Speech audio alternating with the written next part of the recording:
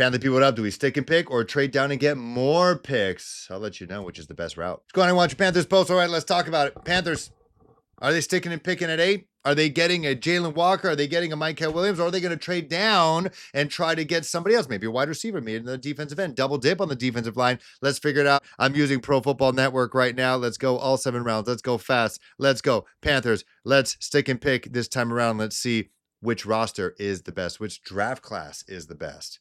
Okay, reject. So, Ashton Genty, Membu, Shadur Sanders. So I think in this situation, if this was real and Shadur Sanders is still on the board, I would then float it around to some QB needy teams up there who would want him. That could be Saints. That could be Cowboys. That could be a Cowboys. That could be the Seahawks, even though they just got Darnold. You never know. That could be the Steelers.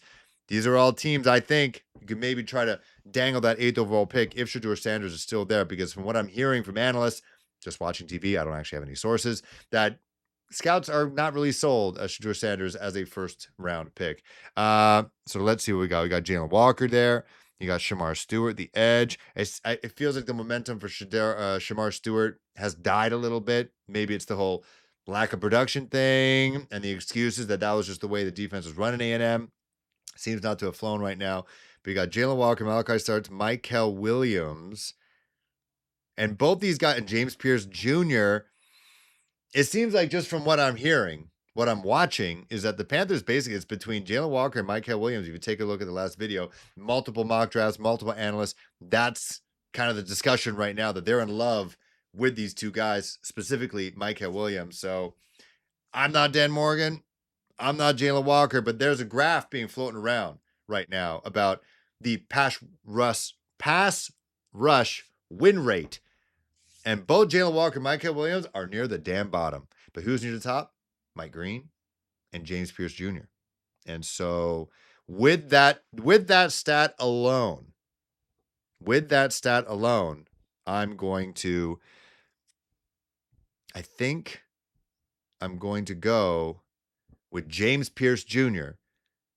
He's like Brian Burns. If you guys love Burns, he's a Burnsy guy. 6'5", 245. I think he ran the fastest 40 out of D lineman. He is bendy as all F, and he's got power. And his win rate on the edge is among the top 10, I believe, in that draft, or in that chart. So I'm going to go with that. Boom. James Pierce Jr., Carolina Panthers. So I stick and pick. I got James Pierce Jr. Now, again, with that, we got to wait all the way to 57 for the next pick. Again, I'm not trading down nothing. So let's see what we got. So we got Deion Walker, defensive tackle at Kentucky, massive human being. Like, that's a guy who I would focus on. TJ Sanders of South Carolina, Jaden Higgins, wide receiver out of Iowa State, Trevion Henderson, who I think could be kind of a luxury pick. And if I traded down, I may have done that.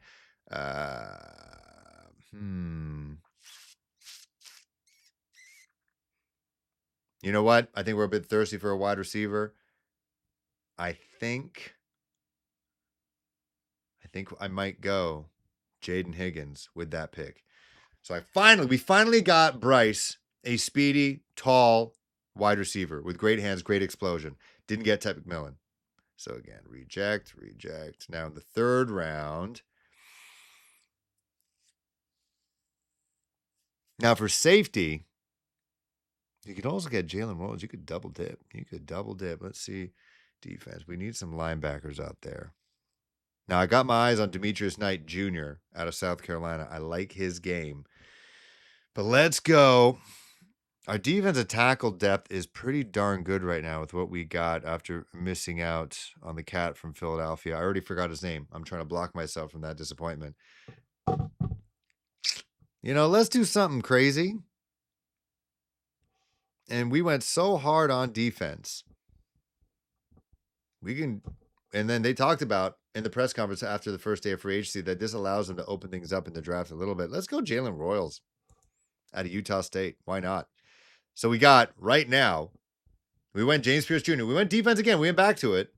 But then we double dipped at wide receiver. And then for the rest of it, you could almost go back to defense.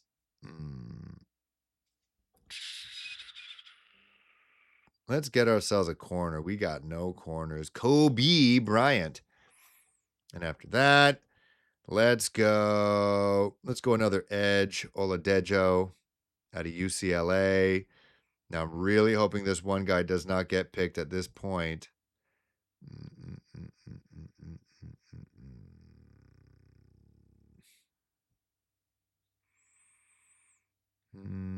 Now it's getting weird. Let's look at defense, linebacker. Oh, our guy, Demetrius Knight. Is he gone? He's gone. You know, it's never bad to get a Notre Dame linebacker. I don't know why. I think it just kind of makes sense at times. Or who's Jay Higgins out of Iowa? No. Jack Kaiser, 6'1". Do we want two undersized linebackers out of Kentucky? I do not.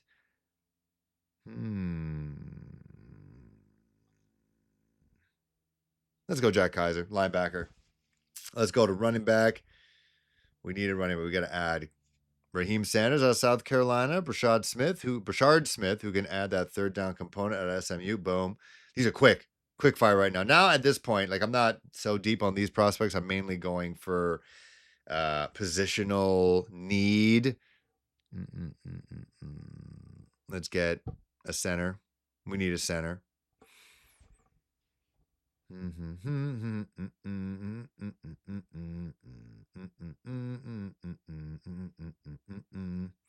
And now let's go. People might be yelling at me at just how whack this draft is. Jamari Harris, let's go. A 6-foot corner. We need more corners. Get that corner depth for the last pick in the 7th round. All right, so we got James Pierce Jr. We stick and pick at 8. Jaden Higgins and Jalen Royals, two of my favorite later round wide receivers in this draft. So we double dipped there. Kobe Bryant got a corner. Oluwafemi Oladejo from UCLA. From what I hear from analysts, just listen to podcasts, that he made life easier for that Carson Schlesinger linebacker prospect, the one with the flowing locks out of UCLA. He made his life easier. So just bring him to Carolina as a depth piece, maybe a contingency plan for a Jadeveon Clowney or DJ Wonnum, depending. You can have a future of Oladejo and Pierce Jr. bookending the defensive ends. Jack Kaiser, linebacker, add to the depth, add a little bit of quality there. Winning mentality as well. Brashard Smith as a running back, third down guy, and then we got some depth in the offensive line and corner. Okay, let's do another one. This time, we're trading down. 7, fast, Carolina, boom, enter. Okay, pick 25. I don't know if I'm going that far down. Now going, okay, so this is the team that I routinely have us trading with, mainly when I thought that we were going to be getting DK Metcalf, but this is being offered to me right now. We get a 2nd round pick, 2 2nd round picks. I'd take that all day. Let's go. Boom, with the Seahawks. Thank you. I'm not trading back down. Also, fuck the Broncos.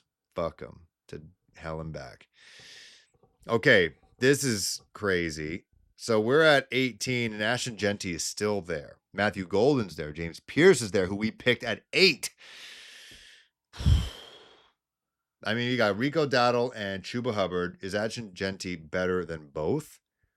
Yeah, maybe not both.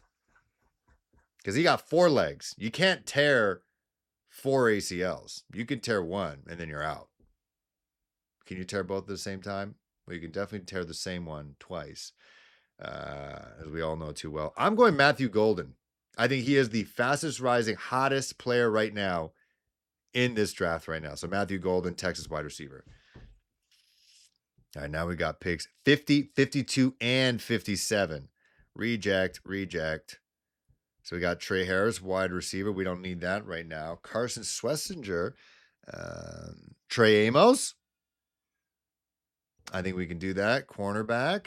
And then now we're back at it. And we didn't get our edge because we went offense. But you got Princely Umamilin, who is available. His pass rush win rate is quite high. There's a chart that's floating around right now. And that, to me, is very important information. To me. Now, Josiah Stewart, edge out of Michigan, is also... I think he's the top on that list, or maybe second. But I'm just not sure with a guy who's 6'1", 249, how is he going to hold up? So I'm going to go Princely. He's been one of my draft favorites. You could almost double dip.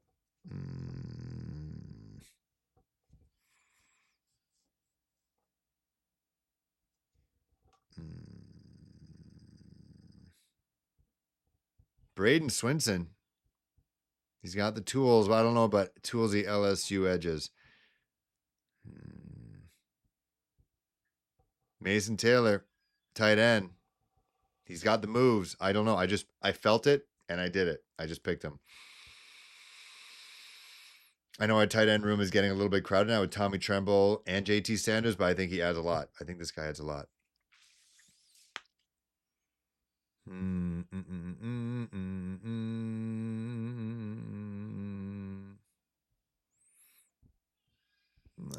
Demetrius Knight, boom.